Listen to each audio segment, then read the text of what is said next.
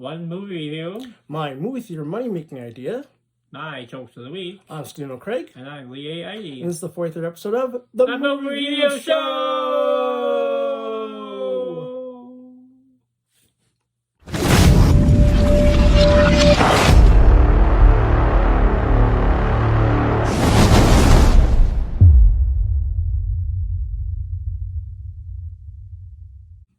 What is the movie review show?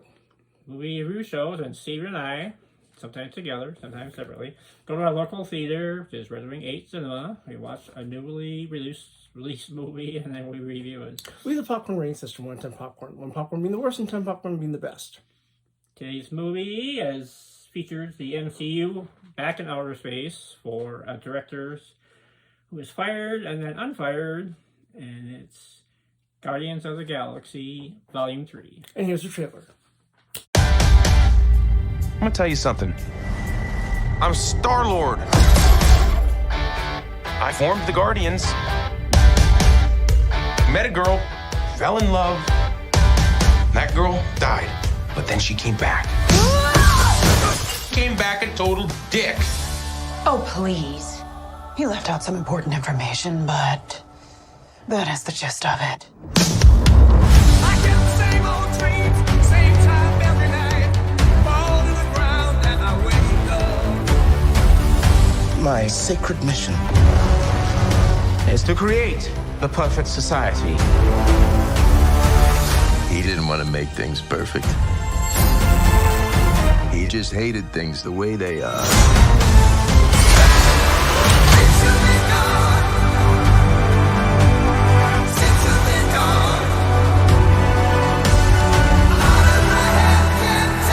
I want you all to know that I'm grateful to fight beside my friends. incinerate them.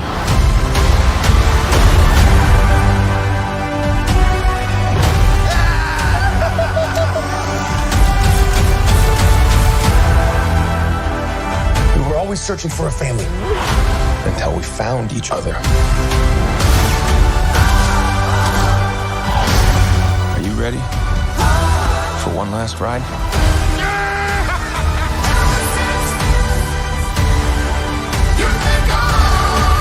We'll all fly away together. Into the forever and beautiful sky.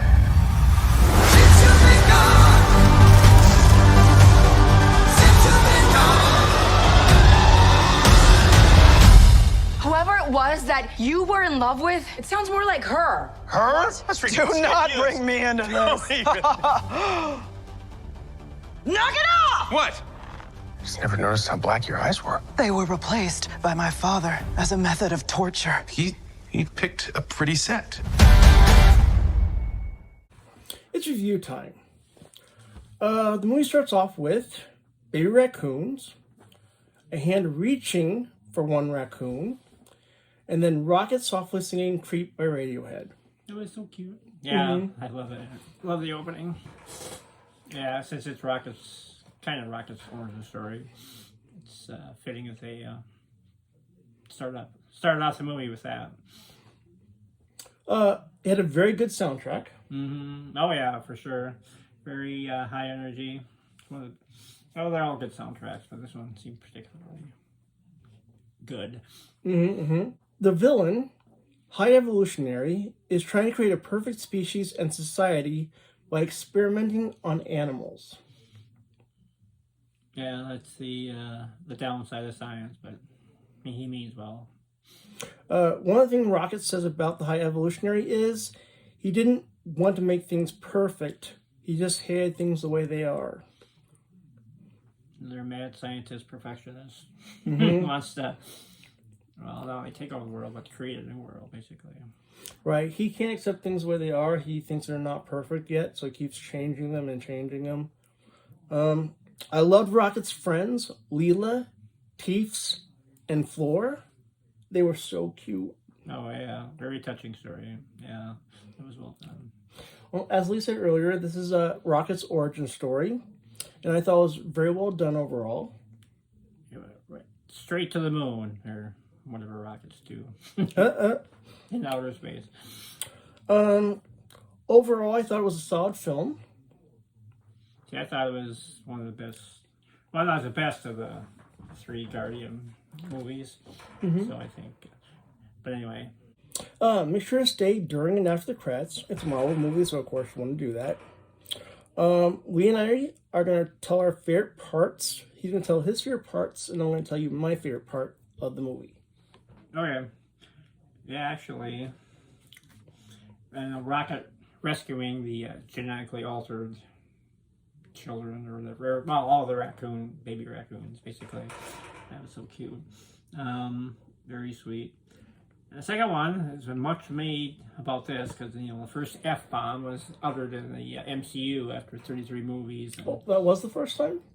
some people make a big deal out of it. But Wow. I like it because it proves they're human. 'Cause it just came out.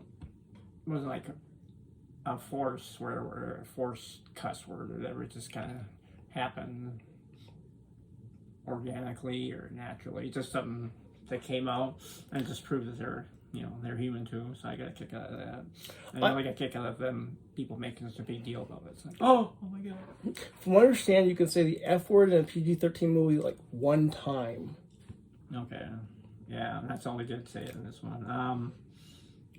Oh yeah, another part I really liked was, like we discussed, the all-out epic battle scene at the very end with those 2 huge spaceships, and that was really cool. And like you pointed out, it was all one shot. Yeah.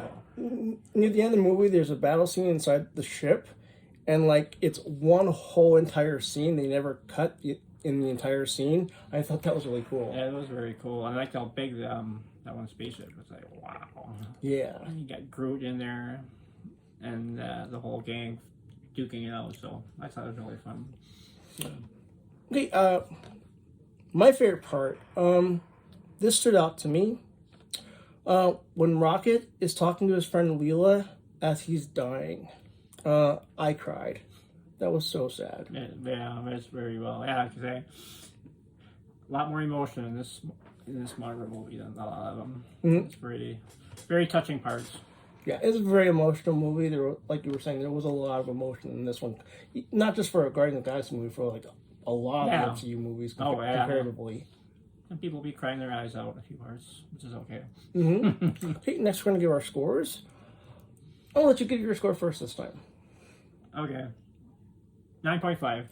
9.5. Okay. Okay, special effects are guaranteed are going to be good. I just thought the script was better written than some of them. And a lot of emotion and a lot of all the parts fit together well. So 9.5. Like I said before, I thought it was a very solid film. I'm going to give it an 8.5. It's only 10 points difference. Not bad. Yeah. Not bad. I think you're probably a little more realistic score than I, but I really liked it. I enjoyed the film, and I recommend it. Nope, for sure. Yeah, me too. Both do. Next, we're going to show our scores and look up Rotten Tomatoes and Metacritic and see how close their scores are to ours.